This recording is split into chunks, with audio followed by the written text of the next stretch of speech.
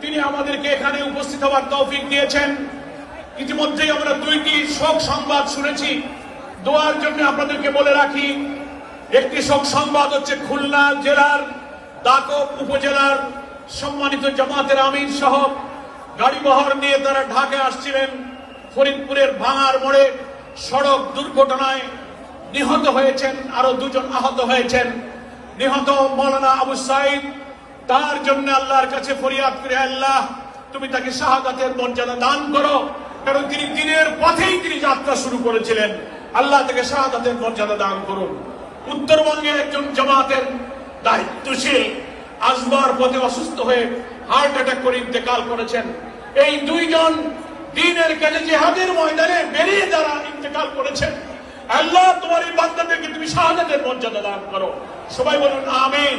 যারা আহত হয়েছেন আল্লাহ তাআলা তাদেরকে সুস্থ করে দিন। সারা দেশ এবং দুনিয়া আজকে এই সোহরাওয়ার্দী উদ্যানের বিশাল ময়দানের দিকে তাকিয়ে আছেন। ভাই বোনেরা, দেশি বিদেশি প্রবাসী সমস্ত ভাইদের কাছে আমরা দোয়া কামনা করছি এবং এই প্রোগ্রামের সফলতার জন্য আপনাদের সহযোগিতার জন্য দেশবাসী, রাজধানীবাসী, সরকার, প্রশাসন, বিভিন্ন সংস্থা এবং নগরবাসীর প্রতি কৃতজ্ঞতা জানিয়ে এখন সাংস্কৃতিক পরিবেশনা শুরু করার জন্য সাংস্কৃতিক বিভাগের পরিচালক সাইফুল্লাহ মানসুরকে আহ্বান জানাচ্ছি।